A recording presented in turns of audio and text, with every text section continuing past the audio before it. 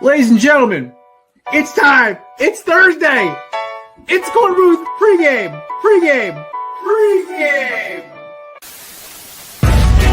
No debate, cause it's over. I'm too official, got the drip, I got the sauce. Bring the proof when it's time to tell the truth. I'll be at the corner booth, find me in the corner booth, yeah. Still standing and defiant. Slay the competition, cause I'm walking like a giant. Bring the proof when it's time to tell the truth. I'll be at the corner booth, find me in the corner booth. Love to see this team add another receiver, whether that's trade or free agency. That's okay. Pittsburgh's the AARP retirement home. There's a bunt record. That person's never going to have to worry about that thing ever getting broken. I hate analytics. I think it's ruined the game I grew up loving. I will do unspeakable things for the Giants to win this rule. Oh, pause.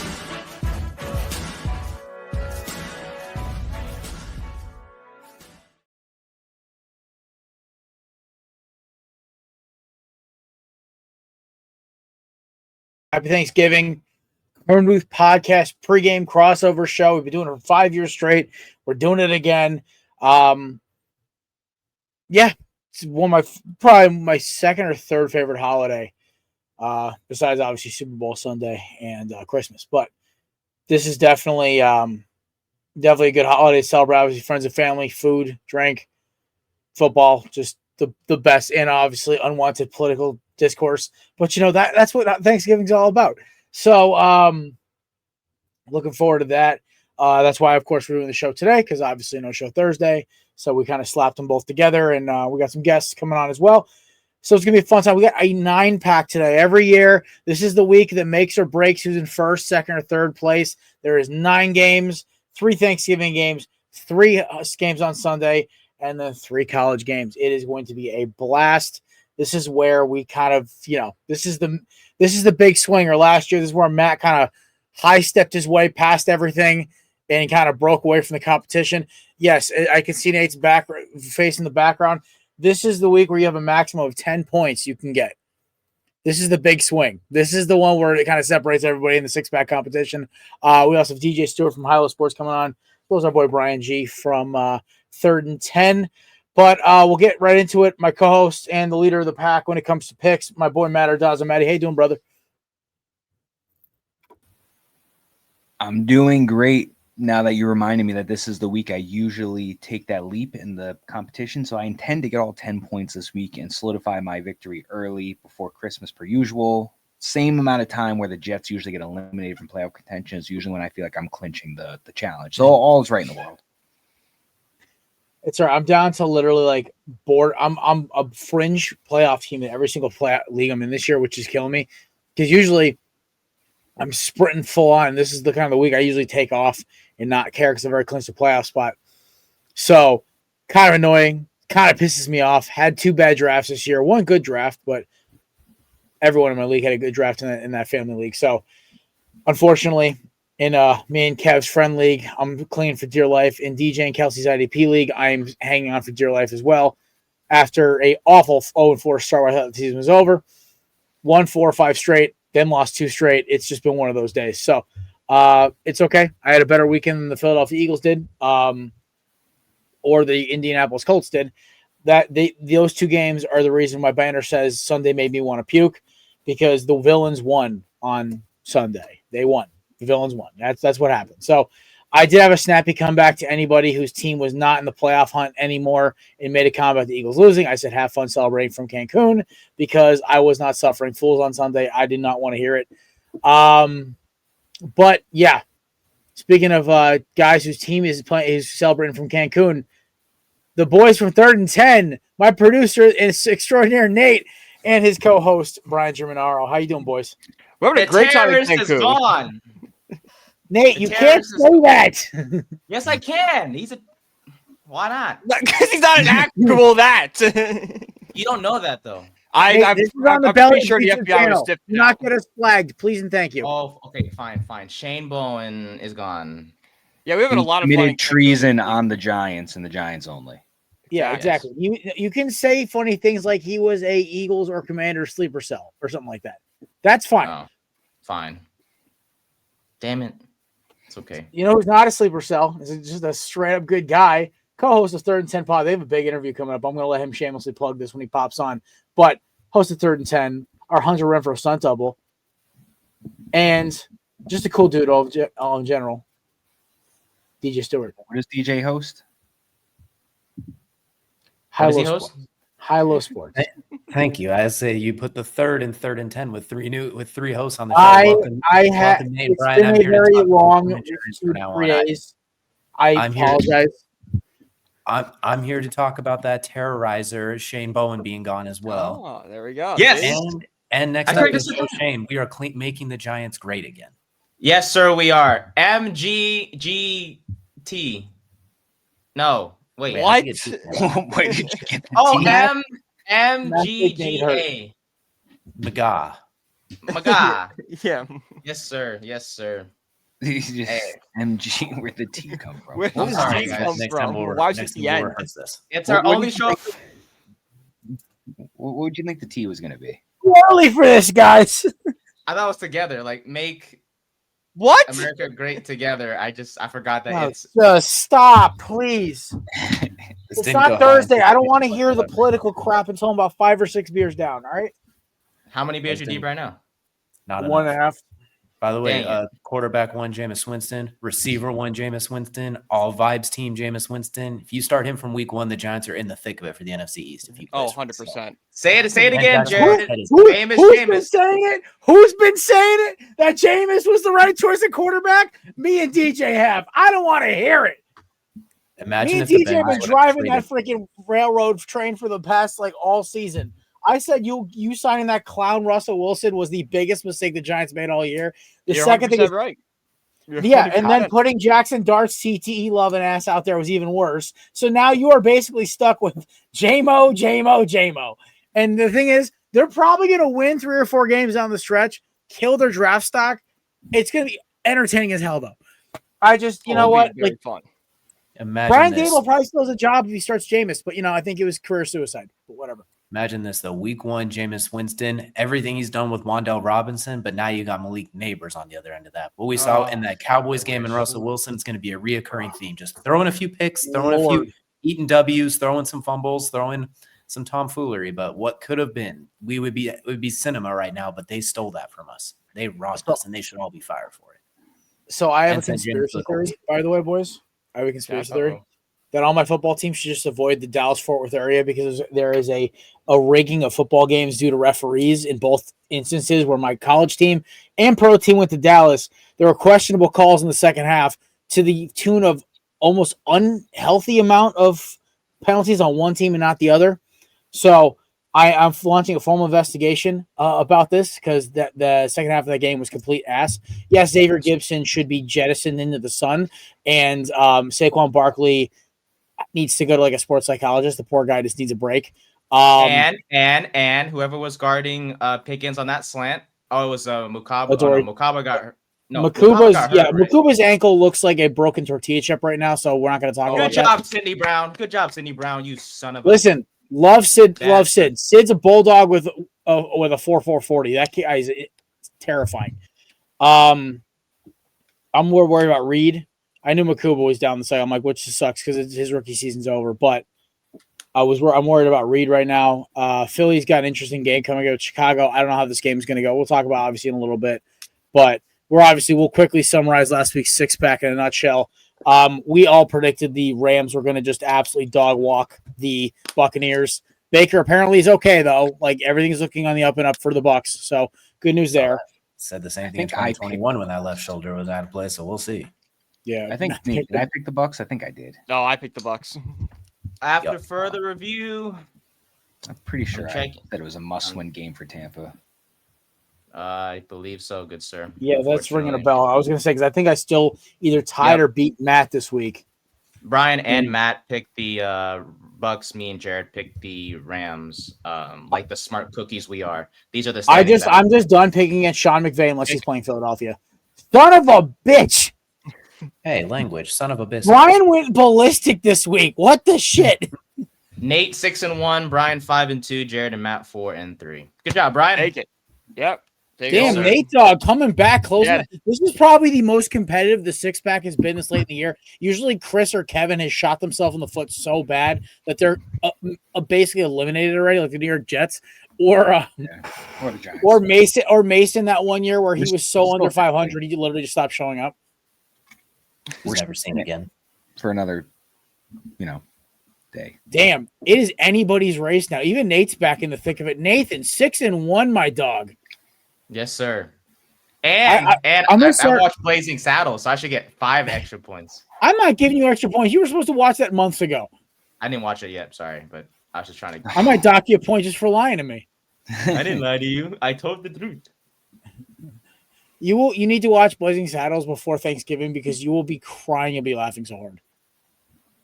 Okay. It is one of those movies, Nate, where you crack a beer, you sit down, you watch it, and you're almost peeing yourself. You're laughing so hard. You'll be blazing in your saddle. In Nate's case, 11% bottle of wine. Yep. I forgot. Nate's a wine. Nate, we'll get Nate some wine coolers. Yeah. I have Mountain Start Dew. light. Start with the Seagrams. Yeah, we'll start with the Seagrams. We'll work his way up.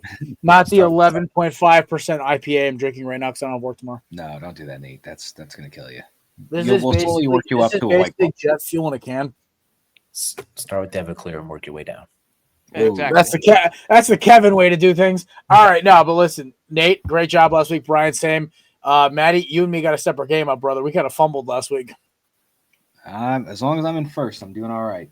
Hey, I'm gonna listen, get 10 points this week.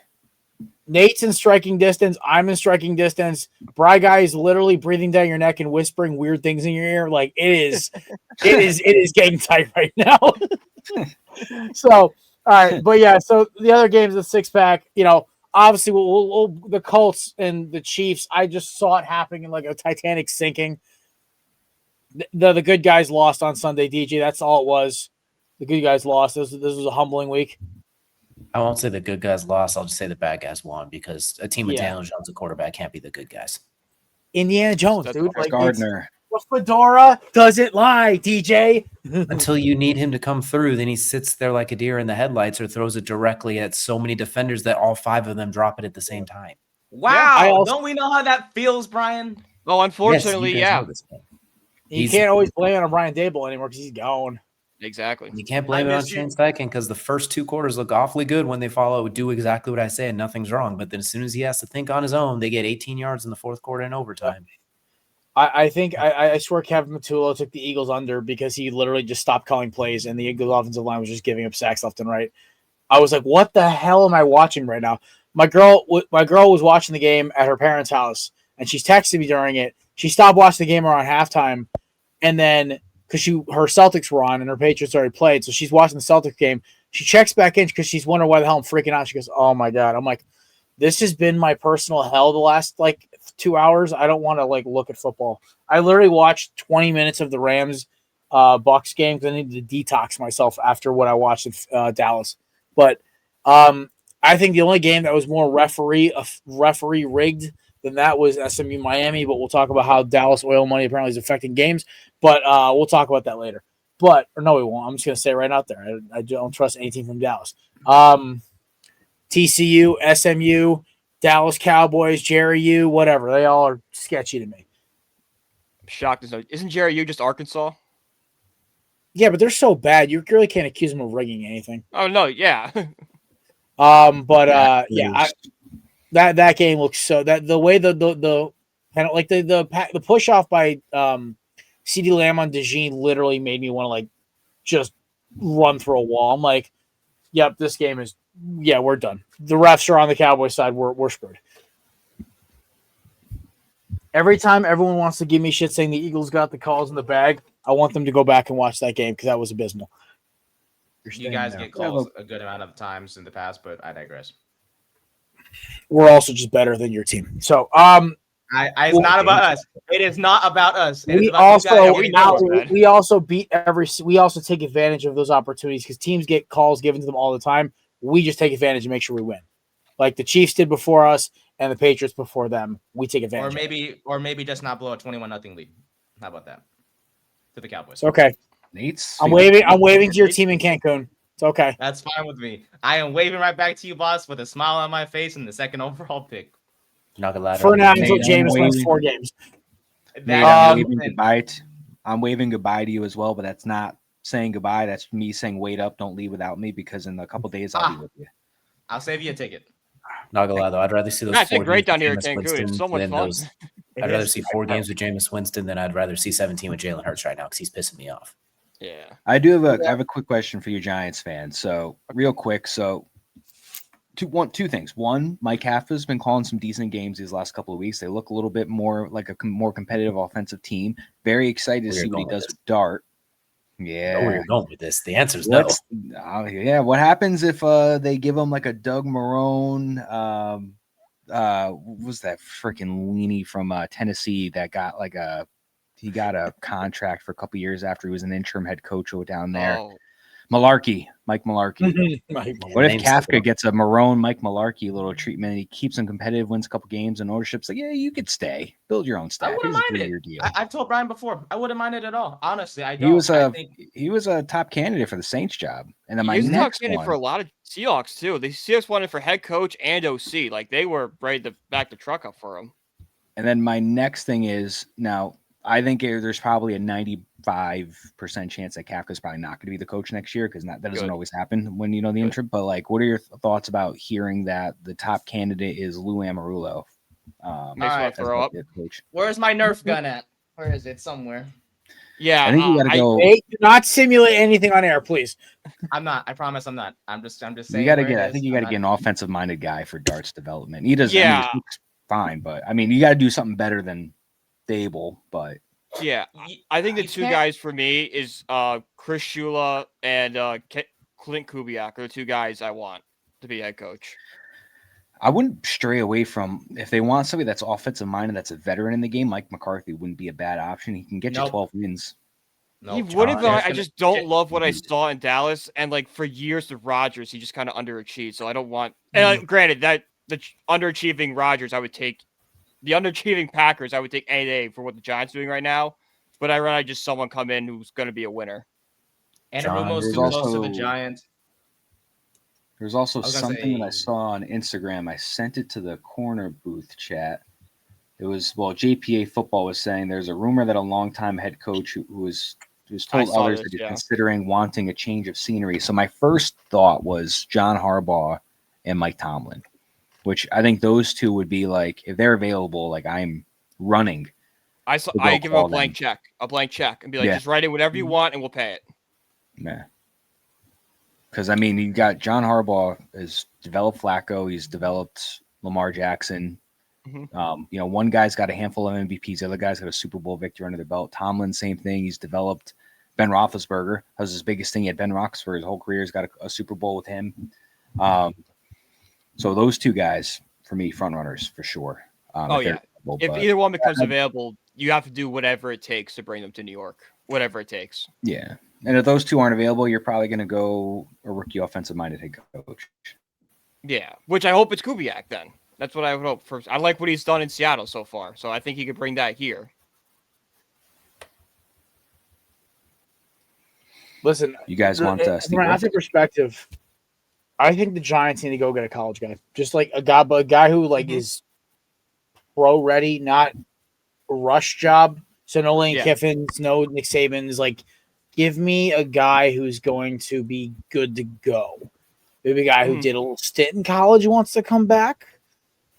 Can you steal Dan Lanning?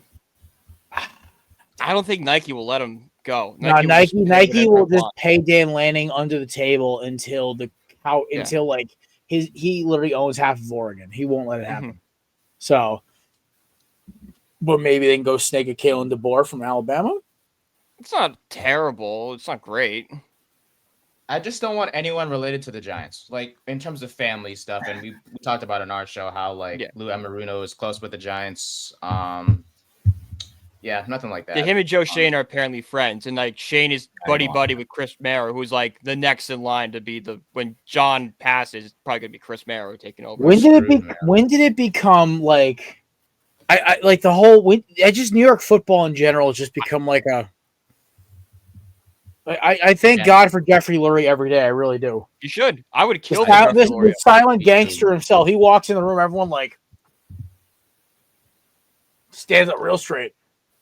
I mean, shoot, honestly, I would do anything for a Lurie Roseman type of guy or type of guys in our organization, honestly. And just real quick, I know DJ jokingly mentioned earlier, even though he's pretty serious about how Joe Shane should be next to be gone, and he should be, or he will be, I hope.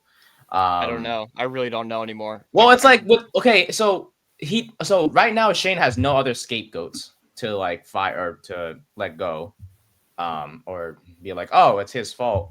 But like, I don't think enough blame is placed on Shane for the players that are in our second and third levels of defense, meaning the linebackers and the secondary, for how bad they are.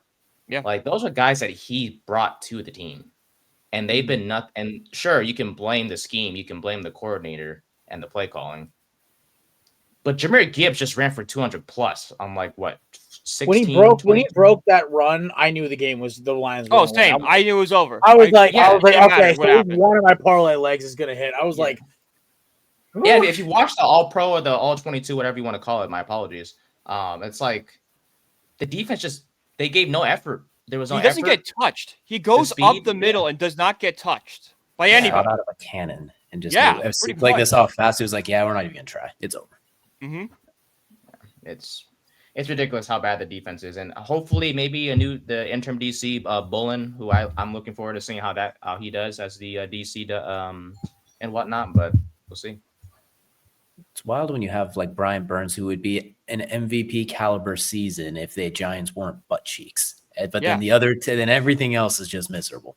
Yeah, he'd be the front runner for Defensive Player of the Year, but just because we are 2-10, it's not even going to be. It's going to be lost, just like the Jameis Winston touchdown pass will be lost because they lost. And Myles Garrett having 15 sacks in the last 25 days definitely does. That's crazy. His first round. So this is kind of bad. Not really bad, but kind of bad. Joe Shane's first round draft picks that he selected, 2022, you got Kayvon Thibodeau, who has been up and down. Yeah, I'd say average on him. Yeah, he's not a bad draft pick. It's just the fact that he was picked like top 6. Mm-hmm. If he was picked later in the first or in the second, it would be a different story. But the fact that he's picked top 6, Evan Neal, horrendous. Terrible. Deontay Banks, horrendous. Yep.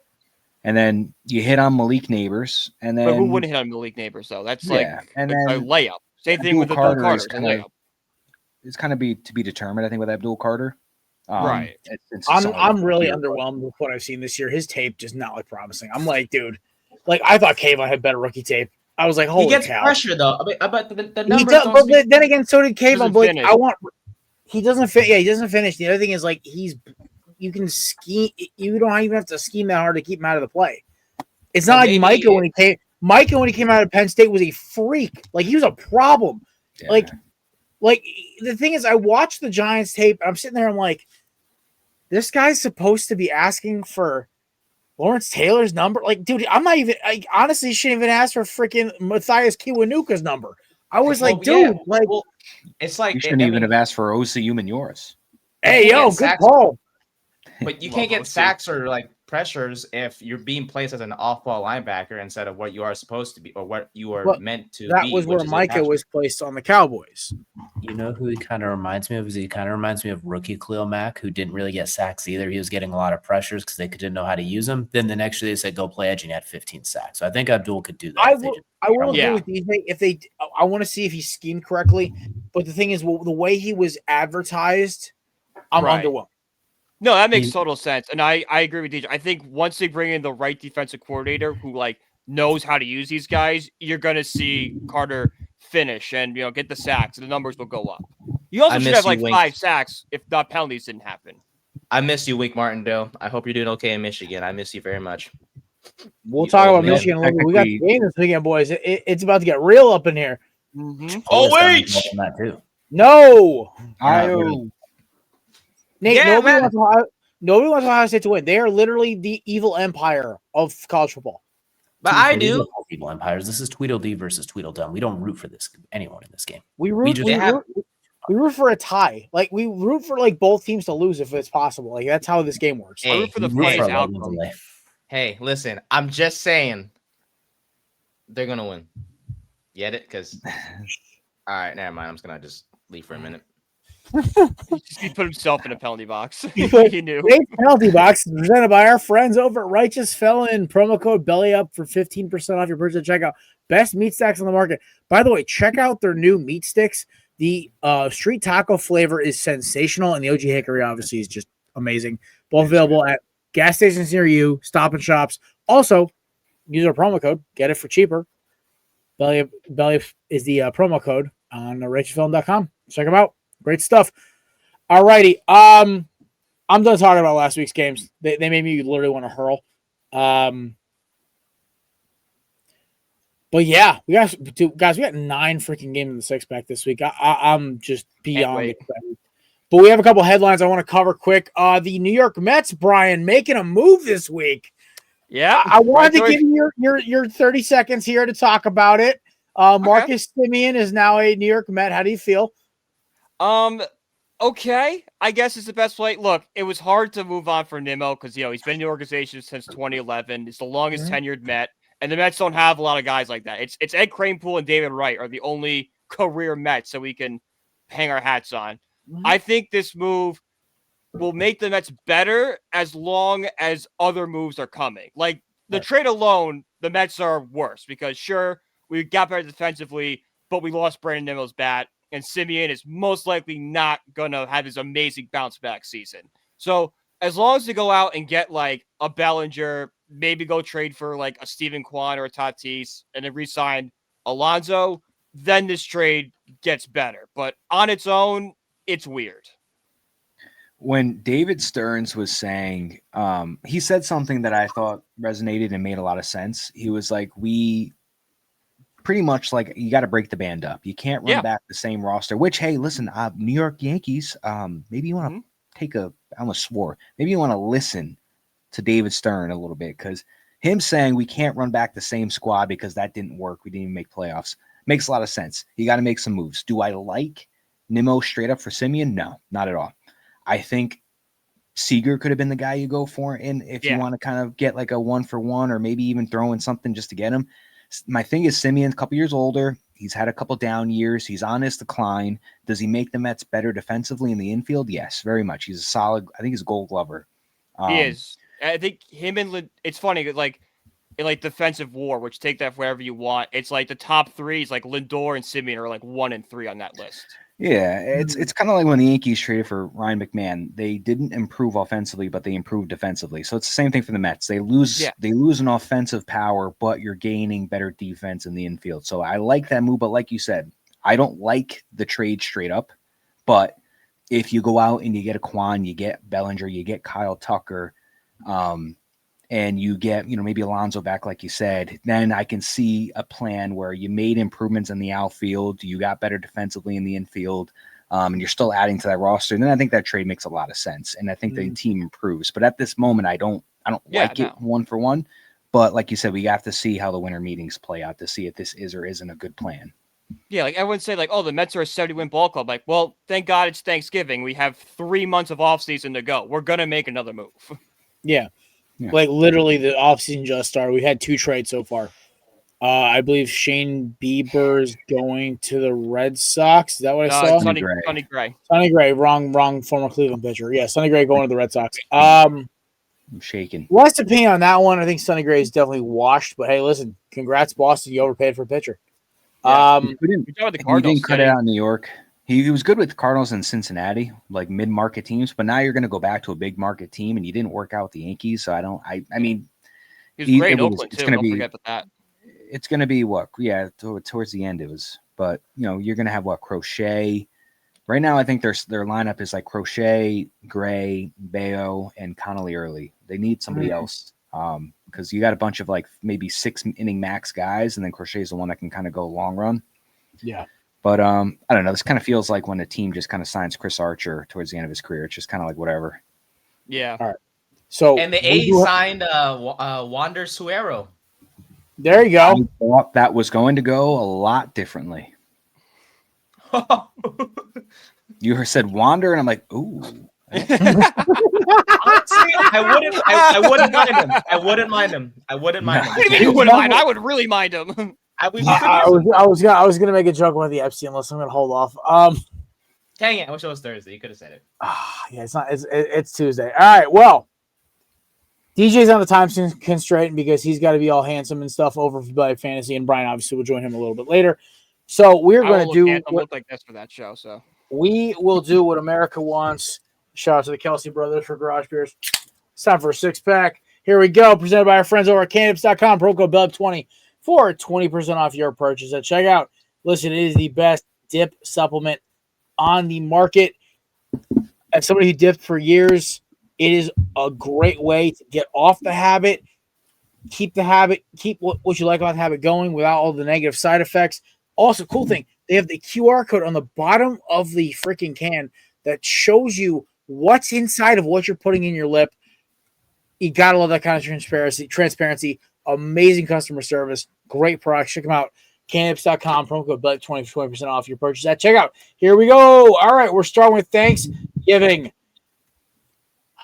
Packers, Lions. Now, to quote my lovely girlfriend, she said, because I asked her about the game today, she goes, if the Lions are at home, take the Lions. I said, you're learning. I love this. I'm going to take the Lions too. The Packers, I think, are the most uninspiring team. They win, and they barely win. That is how they win games. And to be honest with you, I don't care if Josh Jacobs is healthy or not. Jordan Love is the most unimpressive, talented quarterback I've ever seen in my life. If you gave Dak Prescott the Green Bay Packers, they probably have one loss this year.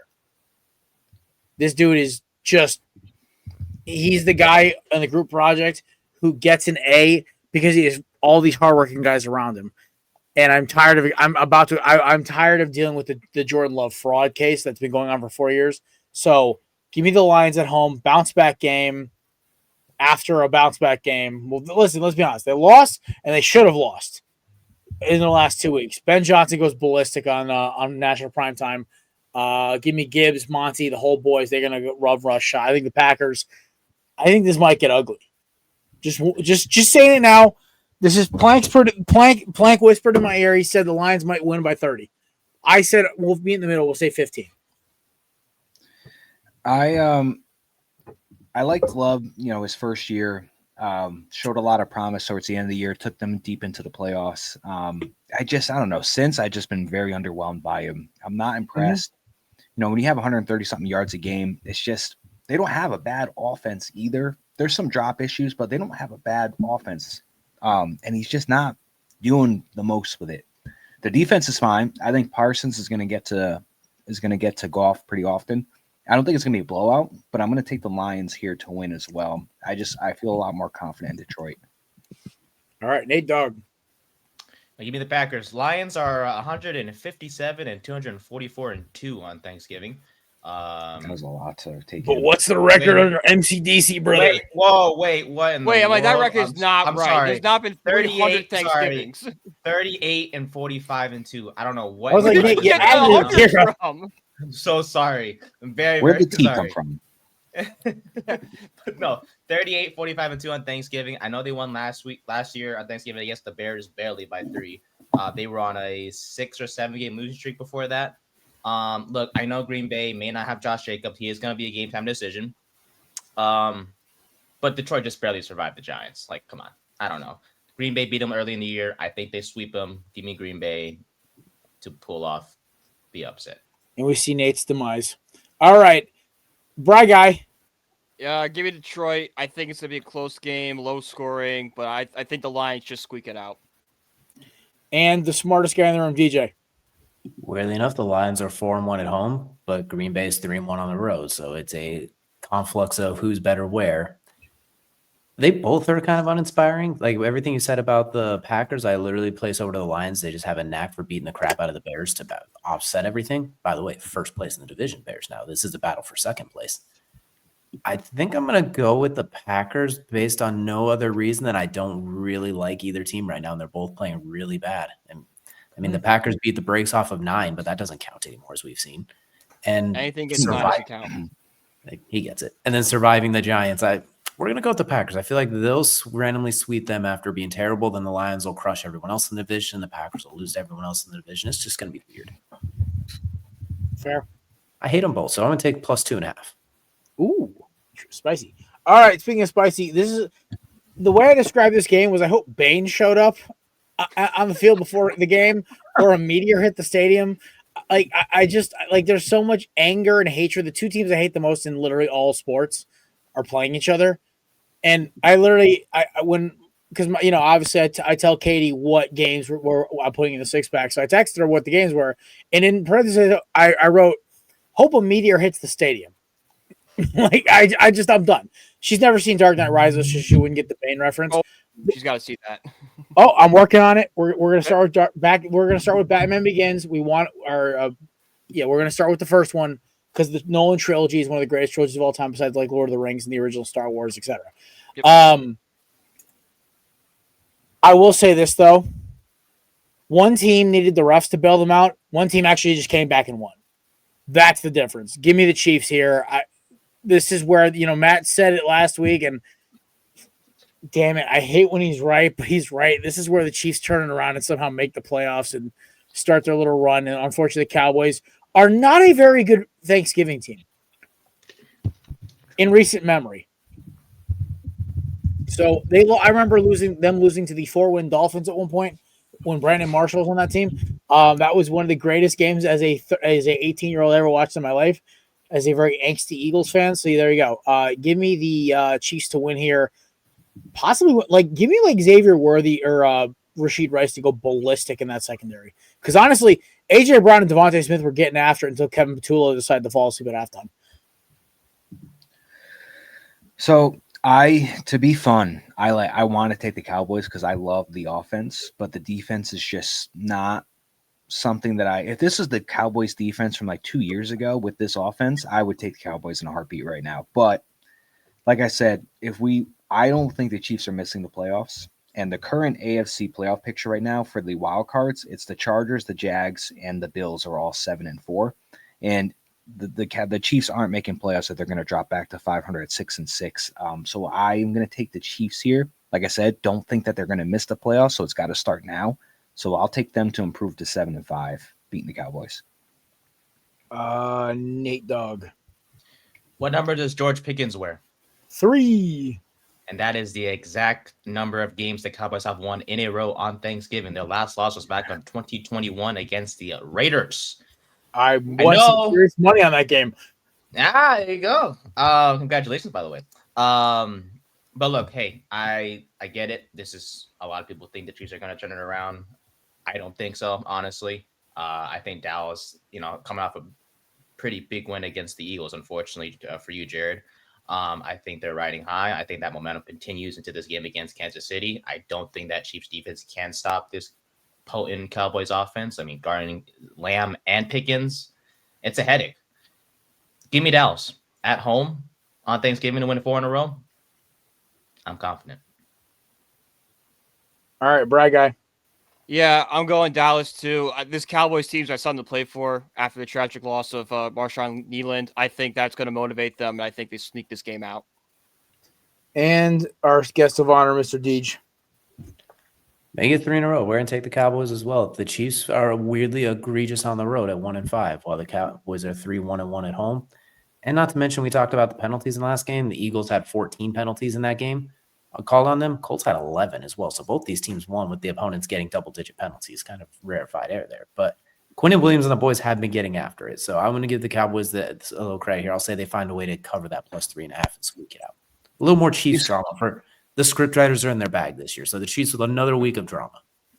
At least one guy. I really hope not. I can't do it. I want the Cowboys fans to suffer. Oh, they will. Don't you worry. This is where the scriptwriters come in. They're going to suffer week 17. All right, so me and Matt are standing alone here. Standing alone on the evil empire side. Unacceptable. Jared, all I know is we just went 2-0 on the week so far. Goddamn right. All right. Okay, is Joe Burrow playing on Thursday? Is this happening? Yep. He's expected to play. No T. Higgins, though. What? Who's he throwing to? Oh. And they're like 0-4 without. They're like 0-5 without T. Higgins the last 2 years, aren't they?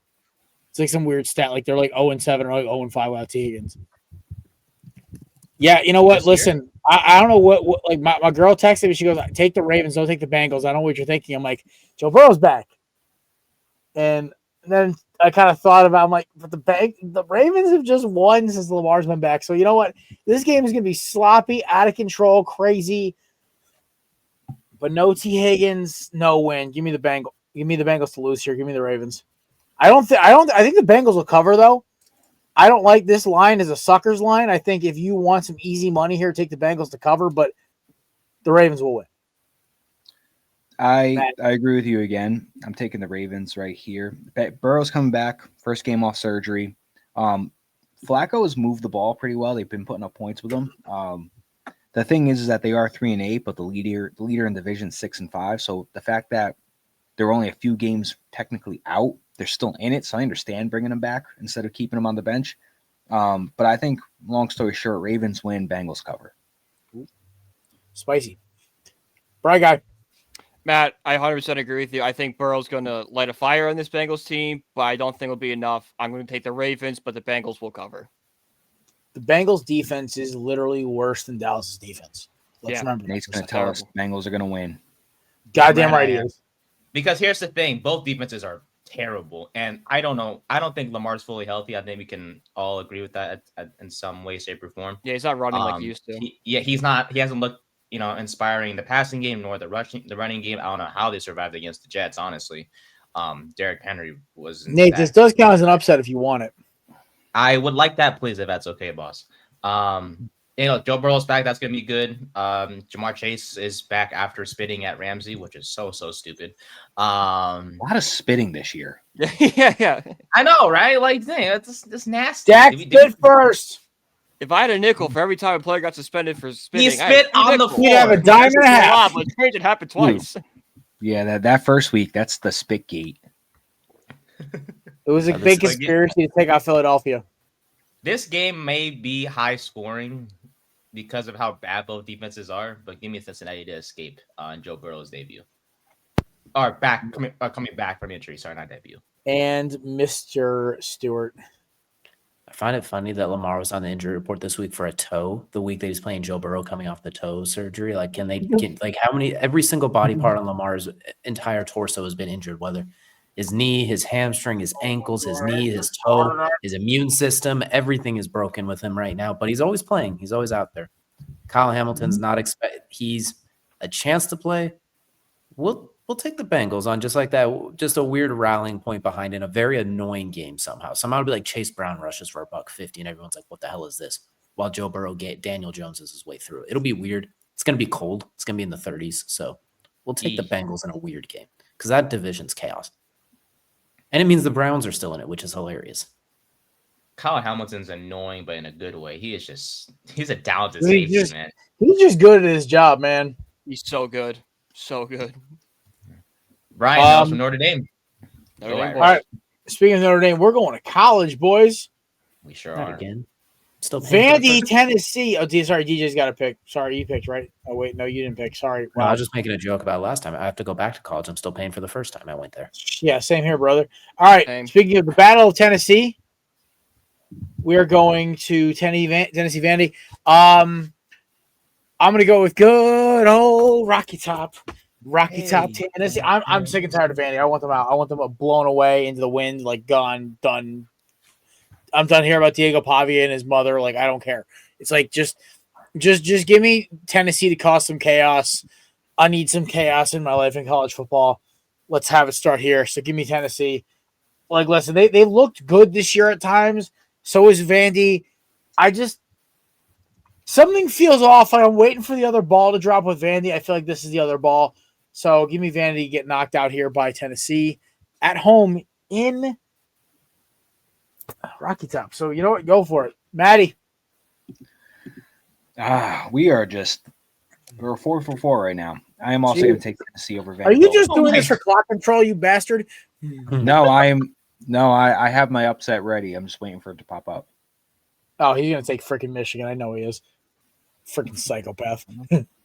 All right, Brian.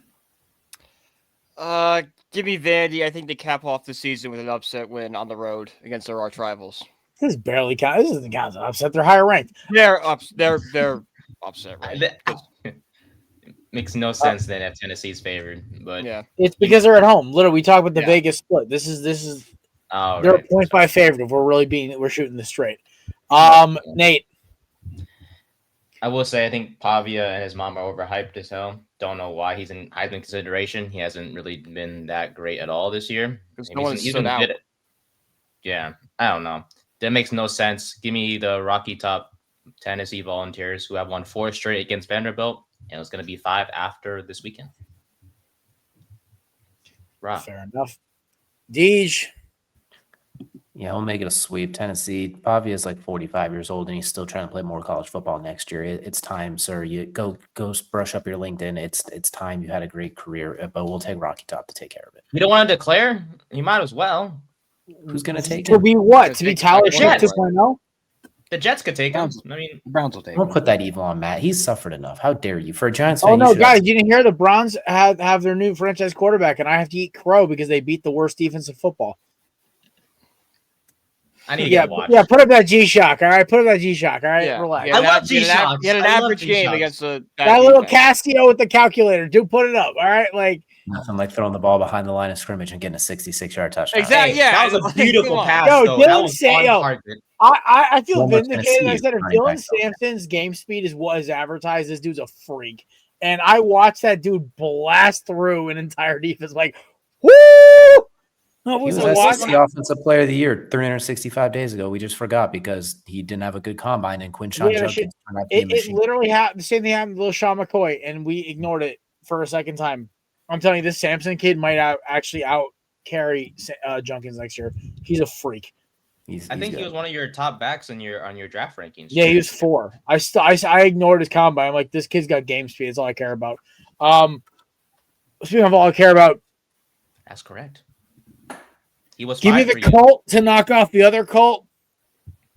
Give me Texas A&M to win here. Giga Maggies. Listen, I'm done picking against them. I do it every year. I make the same mistake, and they always win. They are one of the best. They are going to win the SEC this year, and it's going to make every Alabama, Georgia, Auburn, Tennessee fan melt a little bit, like Indiana Jones and the Raiders of the Lost Ark. At the end of the day, this team's loaded. They spent their NIL money wisely, and they are going to kill Texas. Yeah, I'm going A&M also. I just don't trust Arch. He one game, a game or two, he looks great, and then he gets back down to earth, and it's too inconsistent from him right now. I feel more confident taking the Aggies here. Mm-hmm. I'm going to mix up Mr. Stewart. The Aggies by a lot and a million. Texas's defense has been very worse than the franchise too. I apologize for my fruity language. I played football for 2 straight hours on Sunday, and I have bruises all over my rib cage and chest from playing defensive line, and it was fun. I had a blast, but I lifted up my shirt before, and I saw bruises here. DJ, look at one of your old fights, like here. Like I had bruises all over my chest, rib cage, shoulders. All. You're not a spring chicken. Listen. That 22-year-old Wolverine. I was the only guy on the field who played every single play for 2 hours. Like the guys were a little excited. Like, dude, if you taking a play off, I'm like, nope. And they're like, how? I'm like, I want to stop. Okay, Travis Hunter. I see you, Travis Hunter. Yeah, but Travis Hunter's on the IR. I'm just sitting here a little sore. That poor now son. you're on the hour. No, I'm on the. My girlfriend's asking me if I'm waking up going to work, hobbling around like an old man still. This game to me it's who's actually delivered versus who's kind of delivered. Brian, who you got? Yeah, I got A&M. Arch. I didn't trust Arch to begin with, and that Georgia game just reaffirmed it for me. Give me the Aggies to roll. Yeah, that Georgia. Shout out to our girl Erica Renee Davis. She's kind of been leading the Gunnar Stockton train. Okay, and I'm starting to believe in this kid a little bit. I do not believe. I think Arch needs to go back in the oven for one more season to cook. So, yep. Nate Dogg, you going clean sweep here? Say it with me. Your weird obsession with this song makes me think you're going to switch to college football teams next year. I honestly low key might. I'm sorry. The Tigers gonna are join a depressing. cult. Oh, Matt, I no. don't know how you done it, man. Well, This is honestly, depressing. if there was any of us on the show who joined a cult, it's probably Nate. It probably would I'm be. kidding. I'm kidding. Hey! It's a catchy song. Hey, listen, Happy Feet. It's okay. We get it. Yes, sir. Yeah, give me the Aggies. I'm sorry. If anybody doesn't know this, Nate's literal profile picture on my phone is the Happy Feet penguin. Hell yeah! Go. Hell yeah! When he's a baby. When I get Nate's updates about his PT, I get all excited. I get really amped up and a little teared up because I'm proud. At the same time, I can't really call him Hot Wheels anymore because that's kind of messed up. So I call him Happy Feet because he's actually walking. So it's perfect timing. But also it's his energy too. But you know what? I can totally see Nate's energy going into a cult like Texas A&M and joining our boy Chris Pinto. I couldn't say it with a straight face. Oh my God, I hate Texas A&M so much, but they're good this year. I can't ignore it. All right, Go Tigers. Go Tigers. Yes. all right, Matt. This is your upset, I'm guessing, right? It is not. I'm taking Ohio State. Ooh. All right. The most annoying fan base in football, the dumbest college in sports, the most annoying team, but hold on. the number one team in the country, and the best wide receiver in the land. Give me Ohio State to win. I think the streak ends here for Ryan Day. I think he finally gets off the schneid. Listen, they've kind of hung on for dear life Michigan this year. They keep creeping back into the rankings every other week, and every other week they get smoked around. I think this year Bryce Underwood catches a little reality check. I don't care if it's in the big house. I guarantee Portnoy is going to make some ridiculous statement. Ohio State hasn't really been tested yet this year, but I think the real test is the Big Ten championship against Indiana. That's going to be the game that's going to push them. I think this shout out to our boy Cruz for his take last week on this, but he's right. I think this game they'll win. Next game against Indiana, I think that's where they'll stumble. But give me Ohio State to win. Michigan's going to cover though. They're going to make this game really tight and uncomfortable. This game probably will go to overtime. DJ. Same idea. Ohio State's loaded top to bottom. You have the best offensive player, the best defensive player in the country. They have an upgraded quarterback from last year. You have an upgraded offensive coordinator, as we can see with Chip Kelly currently not being an OC of the Raiders anymore. So they upgraded there in that way as well. Michigan's going to find a way to keep it close. Last year, they were actually plus 19.5. So the odds makers learned this year in this game, you can't go double digits, but we'll take like Ohio State 28-21, something weird like that. It'll be annoying. It'll be close, but Ohio State's that much better than everybody right now. And they have a running back who's Bo Jackson on the ticker too. Like, how can you pick against that right now? Heck yeah. It's lit. True. All right. Nate Dogg. OHIO. Also, do you know that the dumbest college in the world is Livingstone College? Based on what? Scores? No, by average student brain power. How do you measure that? There's a study. You just know. You just look at them and you know. Like you just spend a few minutes around and like, okay, we know this. I've got so many jokes, but I'm going to hold off on them until the show ends because I'm not trying to get canceled. Bry Guy. Yeah, give me Ohio State. Bryce Underwood, I think, will be decent one day, but it's just not this year. Which means Michigan's going to freaking win. Son of a bitch. No, we don't know that. Nate, the last time we went clean sweep on a college game like this, we all lost. No, I believe in the Buckeyes. Say it with me. OH. No. One time.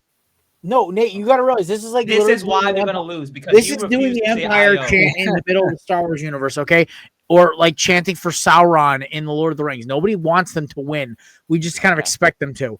They're evil. Literally, if Ohio State's program melted like a stick of butter in the microwave, nobody would cry except for Ohio State fans. Yeah, I wouldn't care. I'd be celebrating. Yeah, I'd be happy because maybe Jeremiah Smith would come home to Miami like he's supposed to. No, he won't.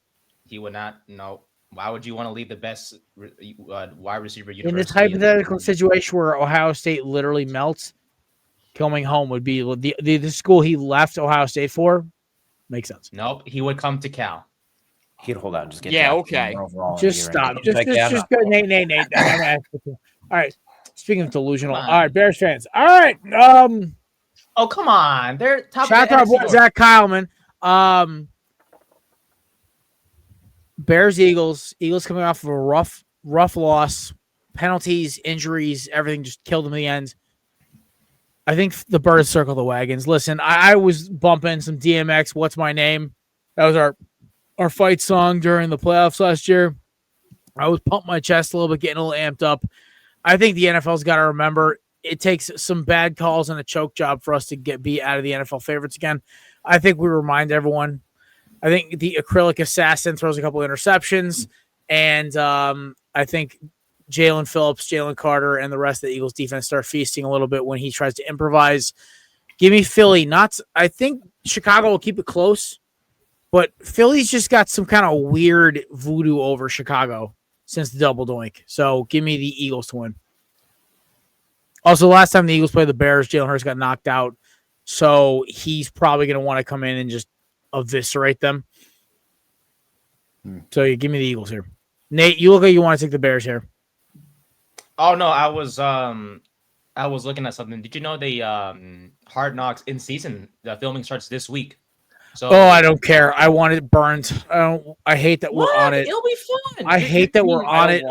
I feel like they're causing. I feel like do. it's all a big conspiracy with Diana Rossini and the Athletic and whatever schmucks they've got writing and trying to cause more drama with Philadelphia for ratings. Just leave us alone. Go pick on the bottom feeder teams.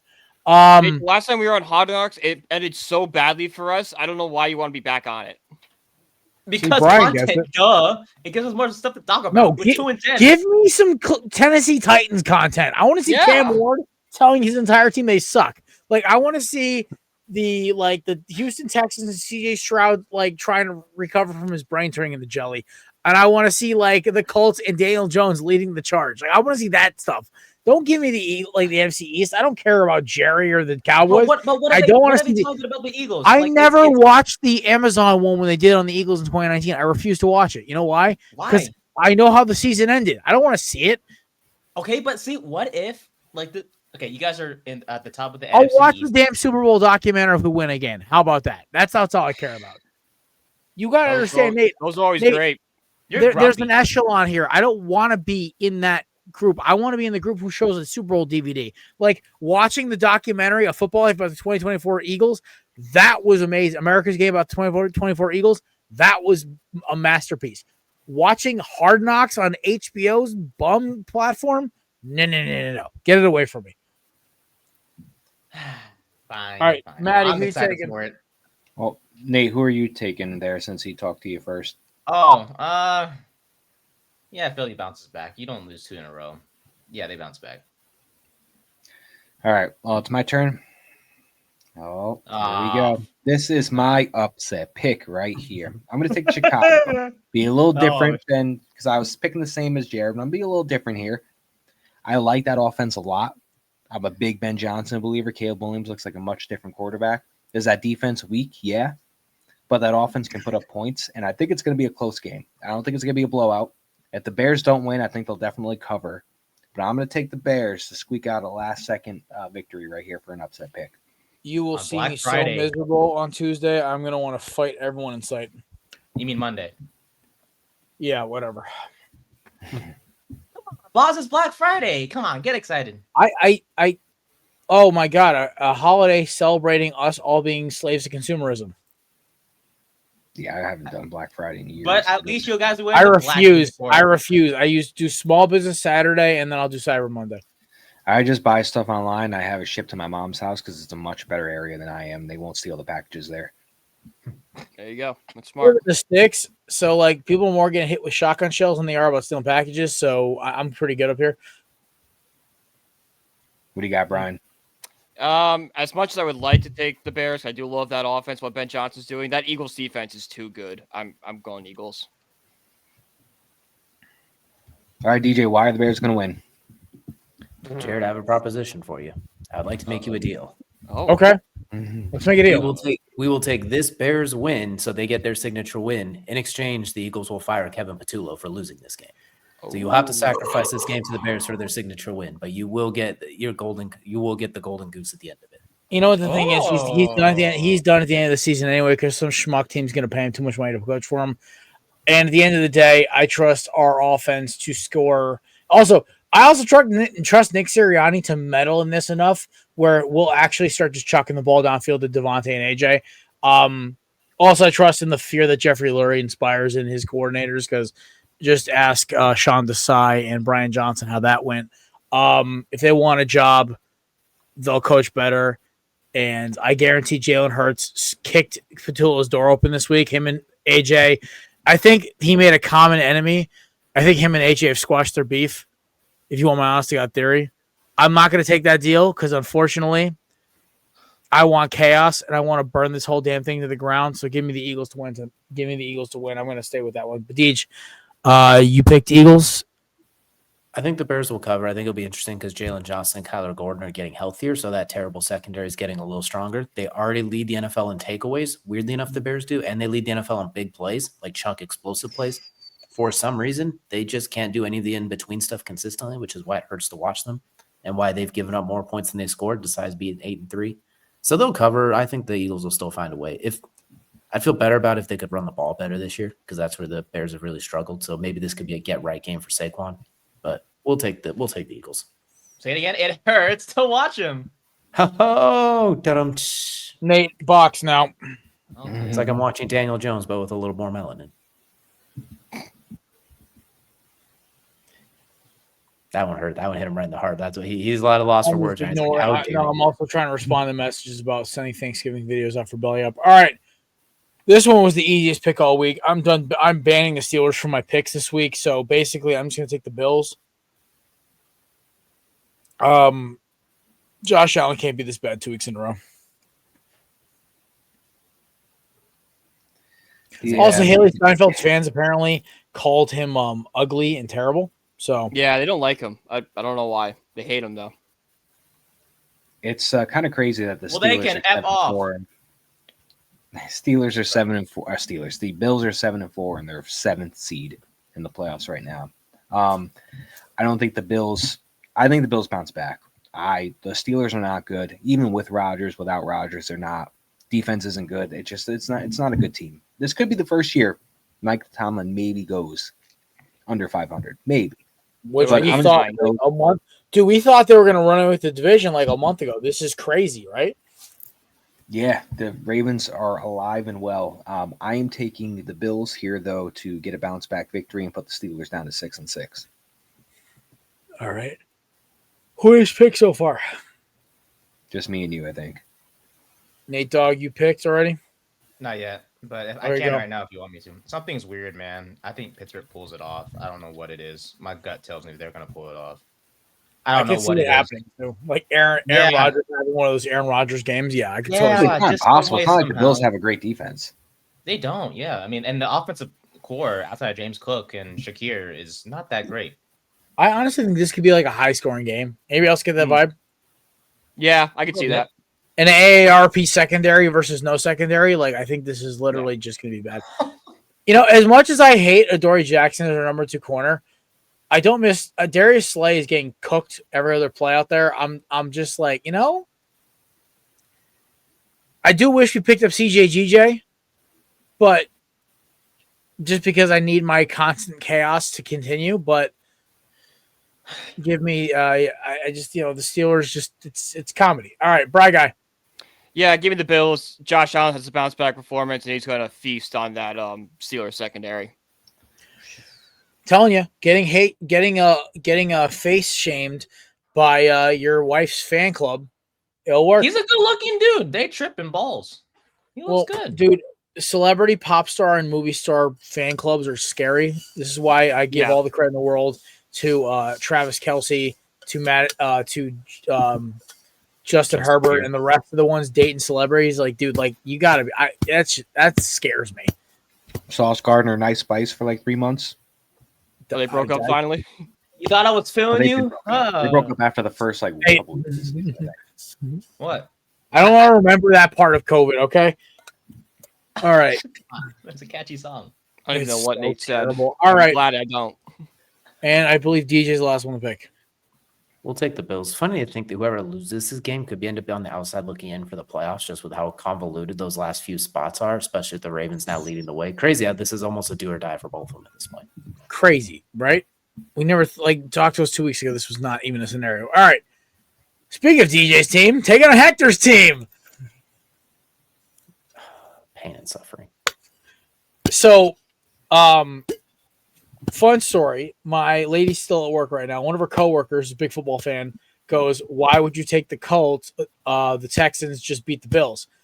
My response was, the Bills have the Colts have the best running back in football. They're not dumb enough to not give him the ball twice in a row.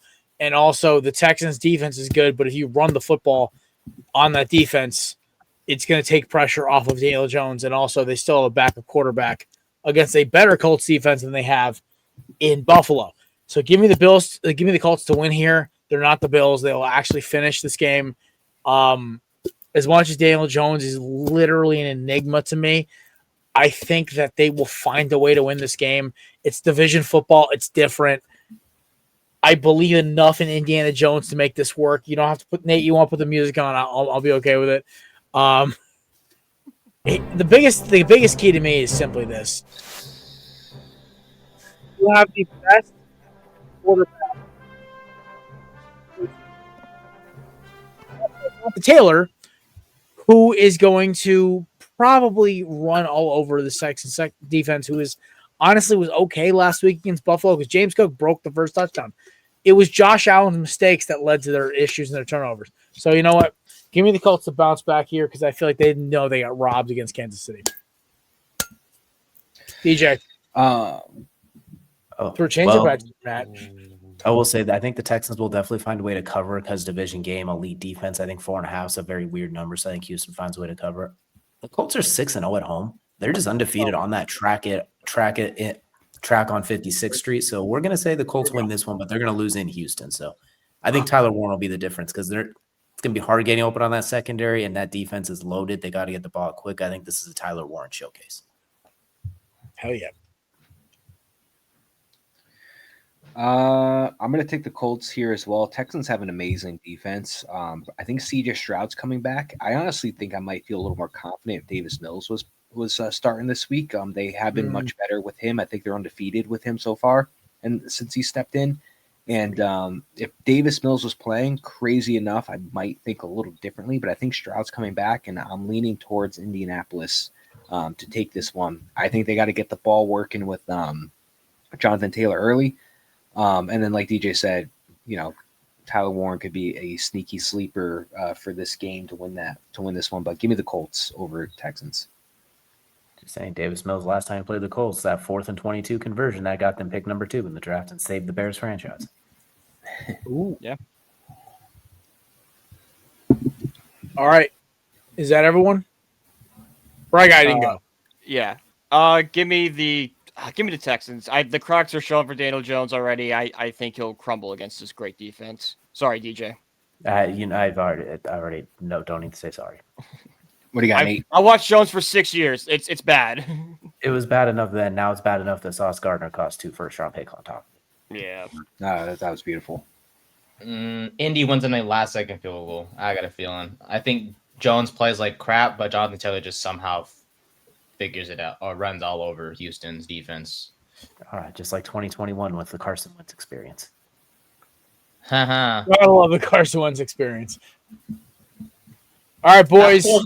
That poor soul put his heart and soul this year and played through a damn shoulder injury until he couldn't no more. Fair. Amongst men. All right. Many men wish death. All righty. So, upsets and gimmies time. So, who's taking upsets in the 6-pack? Is it just Nate? You mean yes, I pick upset, so I get favorite, right? Yeah, Nate gets a gimme, but me, Brian, Matt. You and Brian have upsets. Me and Nate have gimmies. Hell yeah! Wait, who's your upset? Chicago. Spurs. Hurtful. I hope they lose. All right. Bry guy, I'll let you take first dibs here. You had the biggest swing this week, so if you want to take first dibs on upset, go for it. Yeah, give me Rutgers plus 13.5 at home over Penn State. I think Rutgers gets it. Spicy. Yeah. I'm going to take Nate's Cal Bears over SMU, 13.5-point dogs at home. They just fired their coach. Damn right we did. It looks a little funky, but you know what? Until I change it in 5 minutes, this is my pick. All right. All right, Matt and Nate, take your gimmies. Matt, you can go first, Matt. All righty, Mr. Nate. Well, since you let me go first, I'm going to take Indiana minus 28.5 over Purdue. Perfect. I got something better. I got Old Dominion minus 27.5 over Georgia State. Why not? Damn, you pulling deep into the bag of tricks for that one, huh? You're damn right I do. I got you, boss. The other option I have, and DJ, I'll let you give me some counsel here. My other option was Mississippi State over Ole Miss in the Egg Bowl because all the Lane Kiffin drama. I wouldn't do it. I wouldn't feel comfortable. Mississippi State's not built like that. The Dak Prescott's not walking through that door. Chris Jones isn't running a 40-yard dash and tripping at the back end of it through that door. Give me Ole Miss to it. They're going to win that. Dude, their team is so loaded. Chris Jones, Fletcher Cox, Darius Slay, Dak Prescott. That team's stacked. Damn. Yeah. Like that team's not walking through. That's not the number one defense in the country anymore. That's just a squad. Oh, that's even a with all the roster. questions, Ole Miss is still a playoff team. They're still playing for a playoff squad. Dude, Trinidad Chambliss is such a name. All right. hope he does. So, DJ, you, of course, being the guest, I'll stick with Cal. DJ, as the guest of honor, you get your upset and a gimme. Lay us with some knowledge here. Upset. We're going to have fun. We're going to go Georgia Tech over Georgia with plus 13.5. I love that. They went 8 overtimes last year, and Georgia Tech was mediocre. Georgia's coming off that huge adrenaline dump win. Killing me. We'll take Georgia Tech at plus 13.5, at least to cover. At the very least to cover. I don't think Gunnar Stockton and Cruz going to completely run through them. So I think it'll be at least somewhat close enough. For a gimme, let's take a look. What's a Texas Tech over the Mountaineers? Texas Tech is actually surprisingly good when their quarterback's not on the IR. So we'll take Texas Tech over the Mountaineers minus 23.5. All right. Well, Deej, we appreciate you stopping by. You guys have some big stuff coming up this week. You want to plug it at all, or do you want to hold off? Yeah, as of right now, the plan is tomorrow we will have former Penn State coach and author Jay Paterno on the show live too to chat with us a little bit about life as a college football coach, as what it's like growing up through that, son of Joe Paterno for those who don't know, as well as his newest book and all things going on in college football. So he'll be joining us live tomorrow at 8 p.m. Eastern time. Awesome. So be sure to check that one out on all the High-Low Sports socials as well as the High-Low Sports socials and the Belly Up Facebook page. Nice, brother. And we'll also we'll share it on this channel and make sure it gets all the proper pluggage and everything. While we have 4 people instead of 2 people, do you want to do a quick keep 3, cut 5 and make it a little I was going to say, DJ, how much time you got? We can do it really quick, like 15 minutes? We don't need 5 minutes for this one, probably. All right, so we're gonna do 4 versus 1 here. We're gonna keep 3, cut 5 here. So the rules are simple, boys. Matt has 8 guys on a roster sheet. Right now, me and Nate are up. I believe we're up 5-3 over Matt right now. Basically, everyone's got a list of their best, of whatever, say quarterbacks, receiver duos, running backs, whatever. He's gonna give you names in order. You don't know the order, and you have to decide whether to keep them or cut them. So, Matthew, with that in mind, this week's theme is wide receiver duos all time, or is it current? I was going to do duos, but I decided I'm going to do individual wide receivers, and this is an all-time edition. All of these guys are retired. All right, keep in mind, boys, get your top 5 ready. Keep a top 5 in your head. So all of these guys, these 8 receivers that I have on my list, they're all retired. But these are just all-time guys that I'm going to name off for you. You got to keep 3 of them. You're going to cut 5 of them, and you're not going to know who's coming next. We're going to start off hot. Larry Fitzgerald. He's a fringe guy for me. I got to go no. I got to cut him. Listen, there's 4 or 5 guys I put ahead of him. There's better names out there. No, yeah, sir. I'm cutting him. Deej? I'll keep him because everyone else is cutting him because they're all he's in that cluster for me. So I'm going to keep him. It's 3-1 vote. We're cutting him. Damn. All right. Marvin Harrison Sr. Cut. Cut. Yeah, cut. That's a cut. That's not that hard, Nate, honestly. But we don't know what names could be left. I mean, Matt's not a psychopath. You guarantee there's going to be a Randy Moss, a Terrell Owens, and a Jerry Rice somewhere on this list. Nah, Matt's smart. I'll say not runner of the top 5, arguably, but everyone's else already voted cut, so I guess he's gone.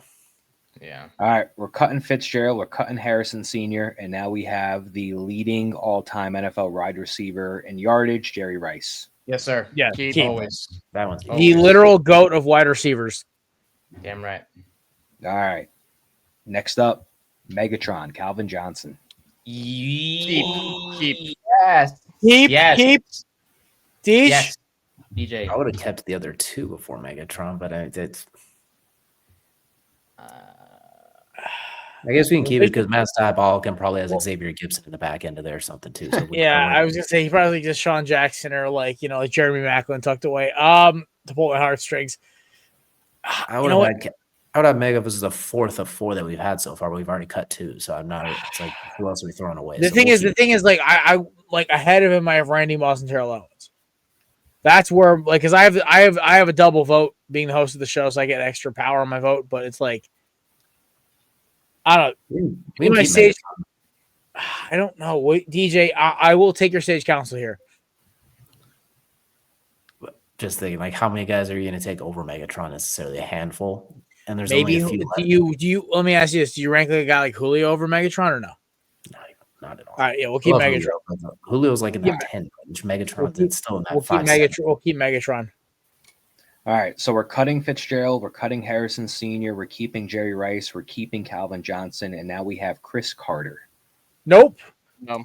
Top 10 all time, maybe top 15, but no. Respected. All right. He's the Charles Barkley of wide receivers. All right. Well, this is going to be your third keep here. We got Randy Moss. Yeah. Yep. Yeah. It's Thanksgiving. We can't not. AKA super freak, straight cash, homie. I was born ready, mom. I came out the womb ready. It's Randy Moss. All right. Greatest wide receiver season of all time. Touchdowns wise, like just broken. Cheat code. So you guys have decided to cut Fitzgerald, Harrison, and Chris Carter. You guys have decided to keep Jerry Rice, Calvin Johnson, and Randy Moss. So you've got Jerry Rice, Randy Moss, and Calvin Johnson. So that means you are cutting Steve Largent. Don't worry about that. And you guys are also decided to cut Terrell Owens. That was the one. That was the one. So we could have, we should have kept. I should have known Matt had T.O. stashed in the back. I don't think the T.O. and Calvin Johnson gap is too huge to weather. I think T.O. is better, but I think it's better than if we'd have been stuck with Steve Largent, for example. True. Yeah. Also, I would still take T.O. or Megatron over Larry Fitz. To be honest with you, this kind of feels like we finished in a tie. Yeah, I feel like we finally have a tie on the record. Rice, Johnson, and Moss is fantastic. It's just like guys like Terrell Owens is the one that's like ooh, but my top 5 is literally Fitz, Megatron, Owens, Moss, Rice. That's my top 5. Marvin Harrison is in my top 10. He's like 13. Damn, really? Yeah. I wasn't impressed. Listen, I think he's an elite receiver, but when he was in the league, there were 5 other receivers I'd take over him. 2 of them were ranked ahead of him on this list. I would take Andre Johnson over him. There were a couple other guys to take over him. Next week, all-time running backs. Ooh, that one's gonna get spicy. Yes. Yeah. See, Andre Brown. Quarterbacks got violent. Like we kind of had to really agree on that one. I had to yell at him like, Nate, it's Manning, it's Brady, and it's Montana. Or no, it was Elway Brady. It was Elway, Brady, and Montana. That was my ranking. Yeah, Eli Manning, right? Shut up. Nate, go to the box again. Okay. We don't put Opie in the top 5, okay? Eli's he's top 5 quarterback to me. What? Top 5 mouth breathing quarterbacks? Yeah, sure. Nate, there's like 15 quarterbacks that take over Eli Manning. What we finished on, Brian, was we had Elway, we had Montana, and we had Brady. Hey, so on the line. That's not terrible. I had to argue with Elway to Nate, but I said, listen, John Elway was elite. Yeah, Elway was really good. A decade and a half. Brian, Like, he was the certified best or second best quarterback in the league for a decade. They were very quick to cut Peyton. Really? Yes, we were very quick to cut Peyton Manning. Eli Manning. Listen, Manning's last Super Bowl literally was him being carried by Von Miller in that defense. Right, did Eli ever get carried? He probably should have won had he not run into Brady. No, Eli stumbled his way ass backwards in the 2 Super Bowls. No, he won it fair and square because No, the Giants pass rush and running game won you 2 Super Bowls. Okay, Did you beat the NASCAR did you formation with those 4 DNs? Can you say you beat Brady twice? No, you did not. He Yeah, because he retired before he can get another shot. To be fair, he was you older played as him fuck. twice. You had a shot with McNabb to beat him. Oh no, drunk boy McNabb. We don't count that because if he wasn't, why not? Listen, this is why I'm a T.O. apologist. You said 5 minutes. T.O. was right. T.O. was right. McNabb's a loser. Yeah. You guys still played Brady. He has lost, so it's like Yeah, we lost by 4. It was an interception on the last play of the game. It wasn't like we got blown out. Has Eli ever lost by 4 to the Patriots? No. Yeah, he did in the regular season. He has lost by 4 to the Patriots, not in the Super Bowl. When it matters the most, has he lost to Brady? No. When it mattered the most, he vanished. It's okay. When it matters most, the Giants still miss the playoffs every year since. And then he was found 100 years in a glacier frozen. I would not be surprised. Nate, unfortunately, revisionist history, when it comes to up close and personal, like the last 10 years, Eagles win over the Giants. Yeah, I don't know for sure. Hey, ever since that boat picture, man. Don't talk about the boat. 43 yeah, the boat. Everyone with cents. their Timberland colored Jordans and Timberlands. Like it was like, oh. Bieber's there for some reason. It looked hard at the time too. The picture looked hard. And Bro, I was laughing my ass off. I'm like, Giants are about to get blown up by the Packers. I knew it was a problem as soon as it was taken. I'm like, this is not going to end well for us. Well, DJ, we appreciate you giving us your time and your effort today. Good luck with Belly Fantasy Live going live at 9 o'clock with our boy Brian G. Shout out. And of course, check out High Low Sports tomorrow, 8 p.m. Eastern time. DJ, appreciate you, dog. Thank you. Yeah, take it easy, y'all.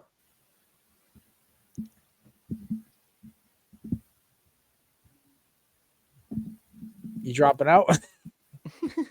Oh. There it is. I thought we were going off air. Yeah, that's what I thought too. No, I know. I mean, you guys have anything else you want to cover? Because it's Thanksgiving. I don't know if you guys want to cover anything else before we dip out. Because we're not talking again until next Monday. Turkey sucks. That's about it. No matter how you cook it, I don't care. Sucks. That's a solid take. Yeah.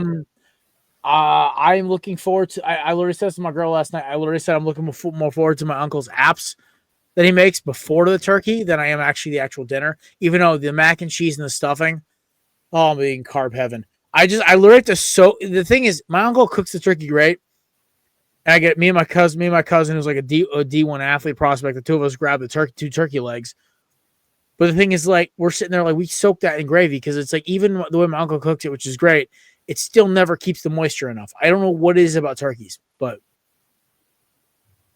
rankings. By the way, updated as of Adam Shefty as now. Lamar Jackson listed as a full participant in practice today, so Lamar will be good to go. I feel better about the Ravens pick now. Yeah, now the Tyler Huntley won't be starting. Yeah, I feel great about it. Also, I want baseball media to literally F off and stop trying to ship Ketel Marte to every team but Arizona and stop trying to ruin our team. If Derek Hall trades Ketel Marte, we deserve to go 0-162 next year. Do not trade the best second baseman in baseball because you had a tiny locker room spat. We had a lot of bad personalities in that team last year. Josh Naylor was one of them. We had issues with Zach Allen. I'm happy Zach Allen rejected our arbitrary offer. I'm ready to see him go. Yeah, if anything, you should be trying to figure out who Ketel Marte had a problem with and get them out, not get Marte out. Yeah, not our franchise freaking player. I know they value Corbin Carroll so much in that franchise, but we got to chill. Yeah, all right. One good season. Yeah. Also, we have a little civil war in my relationship on Saturday, boys. Pray for my sanity. We have Celtics Timberwolves on Sunday. Oh, on Saturday. Oh, I was like, Miami. They played Pittsburgh. That's no. She doesn't really have a copy. I'm trying to convert her to be a Hurricanes fan, but she's a diehard Celtics fan. I'm a diehard Timberwolves fan. Pray for my sanity on Saturday. That's all I'm going to say. Yeah. Other than that, it's the NBA game. It's the NBA. But it's still it's. I'm a competitive dude. Literally, we're axe throwing on Saturday, right? We're on a double date with my buddy and his girl, and literally, I walk up to the table and I literally put my hand on the table. I go full Kobe Bryant. I go, y'all had a good game. I proceeded to hit 4 4s and a 5 in a row. Just wiped them. Wow. That's pretty good. Yeah, I'm good at axe throwing. I not humble, brag, right? But I'm actually good at it. I literally like for fun will chuck knives and axes and arrows at targets in my house.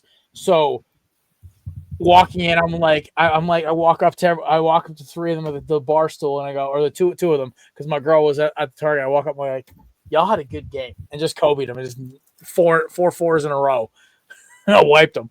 But it's all good.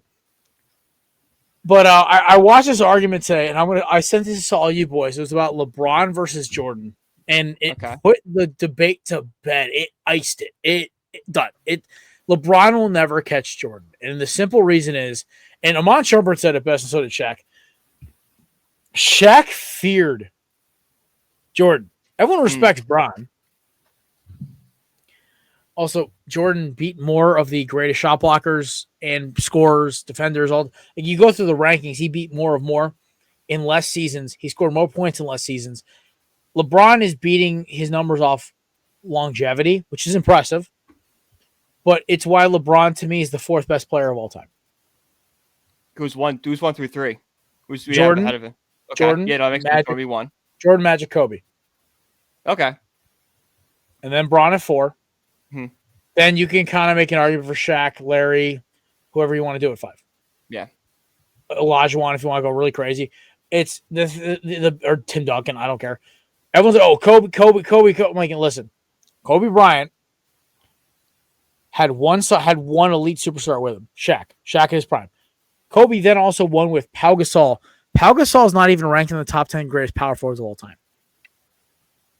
And he went and beat KG, second greatest power forward of all time.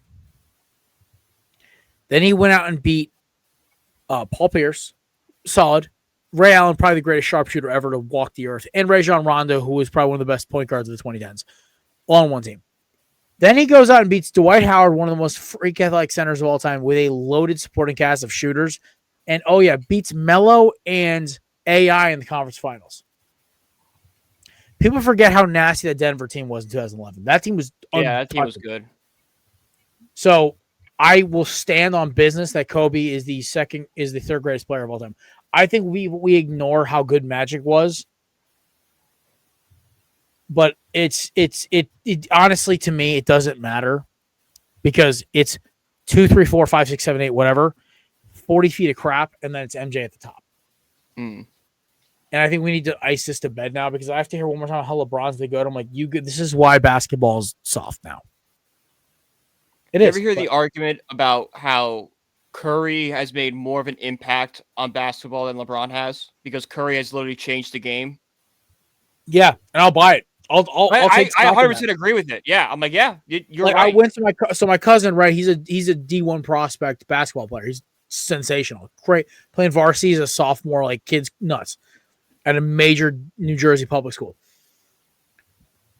I watched the game. Dudes are launching threes all the time. Yeah, it's Curry. When I was a kid, 3-pointers were considered a specialist job. It was mid-range. It was attacking the basket. When we were growing up, that's what all it was. Like Carmelo literally made his living off of attacking the basket, hitting the mid-range. I'm telling you right now, honestly, to me, Curry is probably my 6 or 5, depending on how you rank it. I might still put Larry ahead of him. If Curry wins one more title, I'll put him up there. That's the big thing with Curry. He has the titles to back it up. And the thing is, you can say, he had KD. It's like, yeah, LeBron had D-Wade and Bosh. It's like, it's also that 2011 team, KD too. That 2011 team screwed over LeBron's legacy in Miami. It did. Really? Because you lost to Dirk Nowitzki and a bunch of scrubs. Or a bunch of washed-up guys who were great at their own peaks, but they were definitely on the tail end of their career. So when everyone says LeBron's my GOAT, you're just telling me you have your basketball knowledge is run on emotion, not stats. Do you guys want to hear the names of the 2 prospects that are going to the Cardinals in return for Sonny Gray? Yes. Brandon Clark from the Red Sox and no shit, really. This is his name before we get canceled. Oh God. Dick Fitz. That kid got bullied in middle school. Oh no, you're lying. It wasn't the actual name. It's probably Richard. It's his actual name, but yeah. Nah, hold on. You can't go by that if your last name is Fitz. You can't do that. You gotta go by Rick. Oh yeah, my name's not Rick. All right, I'm exhausted, boys. I'm not gonna lie. That's awesome story, Matt. I love it. We will obviously pick this up Monday. Check out Brian and Nate. Are you guys doing any other shows the rest of the week, or is this No, it? we'll do it Monday because Giants are on Monday Night Football. Okay, so you guys will be back Monday. Obviously, we'll do our show Monday as well. But yeah, enjoy the holiday weekend. Don't work too hard. I mean, I picked up a Friday and Saturday shift because I think I think Black Friday is just stupid. So yeah, enjoy yourselves, folks. Have a good weekend. Enjoy yourselves. Start cranking the Christmas music. You're allowed to the second you leave Thanksgiving dinner. Yes. Let's get jolly. 100%. Indeed. The tree will be back on Monday. So it's that time of year, man. We're gonna get jolly up in here. Ladies and gentlemen, shout out to our sponsor, SeatGeek, promo code BellyUp20. BellyUp Sports for $20 off your first initial purchase. Some restrictions may apply.